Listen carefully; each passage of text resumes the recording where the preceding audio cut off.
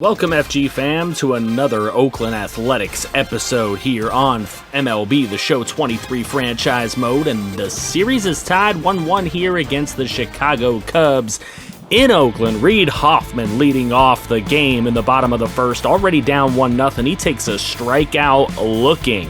That's a rare thing for him, but later on in the bottom of the third, he's going to go ahead and draw a walk and load up the bases. In the bottom of the third inning for Leo Farrell. He was the hero in the last episode, and here he is getting out at first base but driving in a run. It's 3-2 here in the bottom of the third, and we get horrid news as Reid Hoffman is down on the ground having trouble getting to his feet. His shin bone was hit hard. There's concern that it's fractured or even broken, so he needs to be replaced in the game. Reid Hoffman coming out. This is bad news. Aledmus Diaz into center field. He gives this one a ride all the way up to the wall. It hits on the warning track, and that is going to bring home the leading run 4-3. They want to do this. They want to do it for Reid Hoffman. Here's Manny Pina Colada hitting this one out to center field and over the wall. It is gone. Holy Toledo. He pointed into the dugout at Reid Hoffman. They want to get it done for him. Manny Pina's second of the year, travels 410 feet. It's a bomb over the center field wall. Now Drew Steckenrider gets a strikeout in the top of the ninth as the A's lead at 10-8. Cody Bellinger swinging silly, and Steckenrider closes it out for the A's. 10-8 win for Oakland. They do this most of the game without Reid Hoffman. Jeurys Familia picks up the win. Steckenrider's second save. But after the game, it is as bad a news as we thought it would be, as breakout star Reid Hoffman's going to miss 2 to 3 months with a broken shin. He's going to have to go on the 60-day IL. And it gets worse, as simming through some games, we see Tyler Soderstrom, the only A potential player in the entire organization, has dislocated his shoulder, and he's going to miss 1 to 2 months. Not even all the scouts were doing their job, as Burton didn't discover any outfielders in the East region, and we only got 8 scouting reports from the other 2 scouts this week. Time to see if they can do any better on the international scope. When it rains, it pours, as bad things come in threes. Fujinami out 2 to 3 months as well. Curtis Ellis, though, has been killing it with a 5-0 record, a .65 ERA, and a .84 whip in AAA, so he's going to get the call to fill in Fujinami's shoes in the rotation. Maybe bad things come in fours, as Brent Rooker goes down, and everybody on this team seems to break their hand. It's again time to change some scouting, as Burton found 2 more, and the other guys were able to scout 24 guys. Thank God, they made up for their horrible scouting last time, so we're going to have Burton discover some more guys while we actually use the other 2 scouts to scout individual players now. First, we have reliever Omar Cannon, the number 1 overall projected pick, and then the number 8th overall projected pick, Alan Leggett, a left fielder. He looks awesome. And after simming to the next scouting day, yep, he is awesome. Full confirm. Power hitter with incredible speed. I love him. Next, we'll have Burton discover some infielders while we scout out left fielder Kenny Stevens and catcher David Marquez. I really want to see who we're going to have to target with the 6th overall pick, as we cannot miss on that pick in this series. After scouting, although I like Leggett a lot more, Kenny Stevens seems like a really nice option as well. Marquez needs a bit more time for the full scout, but he's iffy right now, and we're going to add Robbie Hoffman, a second baseman, to this list. Welcome to T-Mobile Park in Seattle, Washington, as the Mariners at 22-24 will host this division rival Oakland A's, who have 19 wins on the season. George Kirby takes the mound. He's had a bit of a rough start to his year in his 9 starts, so we'll see, can George Kirby get on the right track? Obviously, we hope not. Curtis Ellis is going to get on the mound. It'll be his first start for the squad, and right away in the bottom of the second, he is just blasted by Eugenio Suarez, his 11th homer of the year.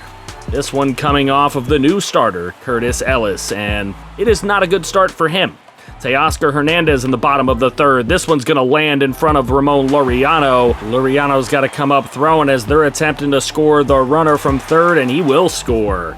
Now 3-0 Mariners. This one down the line at first. Seth Brown steps on the bag to end the third inning. Seth Brown then comes up in the top of the 4th, and he ropes one into center field. Does it have the distance? It does. It is over the wall. Seth Brown off of George Kirby. Holy Toledo. And Seth Brown has evened the score at 3 with a 3-run jack, his 9th homer of the year. That one went 420. Blaze it feet here in T-Mobile Park. And now Curtis Ellis up against Ty France. France pulls this one into left in front of J.J. Bleday. He comes up throwing it. It's not going to be in time. Safe at the plate. We got a tie game at 4. Ramon Laureano goes down swinging. They got to throw to first to confirm the out, but it is done. 2 away with a runner on second for Aledmus Diaz, and he just gets under it. This one going into right field. Easy grab. We're through the middle of 6. Into the bottom of the 8th, Taylor Trammell up against Domingo Acevedo. He's got a runner on second, but he will not score as Pache takes care of that. To end the 8th inning, we'll see who's going to come away with this one. Tie ball game. We'll be right back.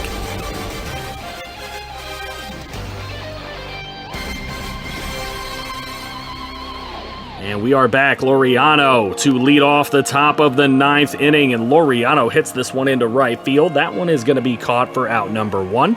Isaiah Campbell trying to take this game into the bottom of the 9th. Aledmus Diaz hits a single right up the middle, through the middle of the infield.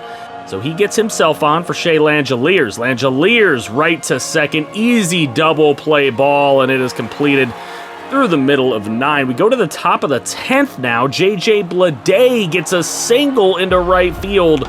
Not going to attempt to bring the extra runner home. Going to leave it right there for Christian Pache, who gets the single, and Pache brings the leading run home at 5-4.